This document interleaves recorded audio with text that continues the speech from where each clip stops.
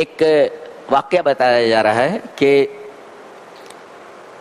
نبی کریم صلی اللہ علیہ وسلم کا بہت بڑا مخالف رئیس المنافقین عبداللہ ابن ابی، جس نے ماں عائشہ رضی اللہ تعالی عنہا پر تہمت لگائی تھی، یہ آدمی مر گیا، یہ منافق۔ تو اس کا جو بیٹا تھا، اس کے جو بیٹے تھے حضرت عبداللہ، وہ تو صحابی تھے، وہ آئے اور کہا کہ اللہ کے رسول ایک درخواست ہے۔ کہا کہ کیا؟ کہا کہ اپنا کرتا مبارک دے دیجئے جو آپ کے بدن سے ٹچ ہوا ہو۔ کہا کہ کیا کرو گے؟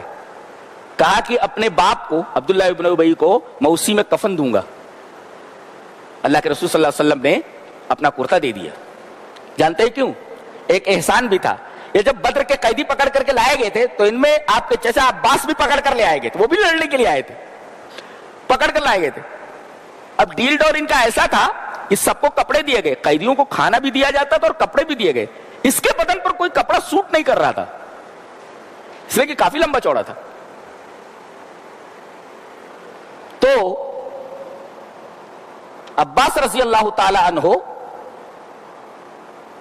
جو بعد میں ایمان لائے، ان کو ایک صاحب نے لا کر کے کرتا دیا، اور کرتا دینے والا یہی تھا، منافق عبداللہ ابن ابی، نام کے لیے دیا ہوگا، اور یہ بھی کافی ڈیل ڈول والا تھا۔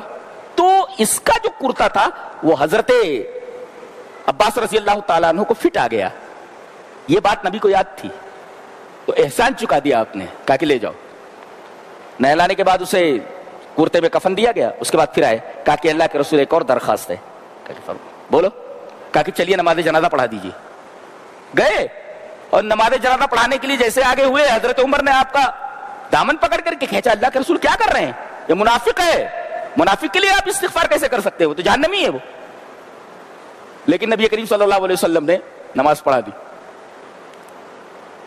اس کے بعد جب قبر میں اتارنے لگے، قبر میں رکھ دیے، تب حضرت عبداللہ نے کہا کہ اللہ کے رسول ایک اور ریکویسٹ ہے۔ کہا کہ بولو۔ کہا کہ میں چاہتا ہوں کہ آپ میرے باپ کے منہ میں اپنا لعاب دہن ڈال دیں، تاکہ دنیا سے جاتے جاتے قبر میں اس کے منہ میں آپ کا لعاب دہن ہو۔ تو نبی کریم صلی اللہ علیہ وسلم نے اس کو قبر میں سے نکلوایا اور اپنے زانوں پر اس کا سر رکھ کر کے اپنا لعاب دہن اس کے منہ کے اندر ڈالا، اور پھر اس کو دفن کیا گیا۔ آپ نے اپنا کرتا دیا، اس کرتے میں اس کو کفنایا گیا، آپ نے اس کی نماز جنازہ پڑھی، اس کے لیے استغفار کیا، اور تیسرے آدمی کے منہ میں اپنا لعاب دہن ڈالا۔ یہ ساری چیزیں کتنی برکت والی ہیں۔ آپ کا کرتا مبارک بابرکت، آپ کا لعاب مبارک بابرکت، اور آپ کی نماز جنازہ پڑھانا آپ کا بابرکت۔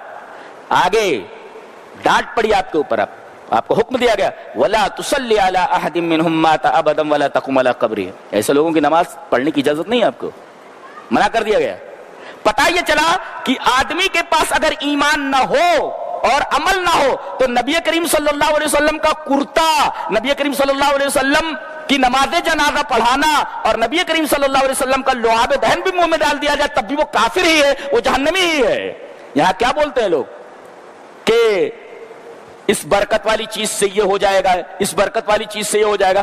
آدمی کے پاس اگر ایمان نہیں ہے تو نبی کریم صلی اللہ علیہ وسلم کی یہ بابرکت چیزیں بھی اس کے لیے کچھ فائدہ نہیں دے سکتی۔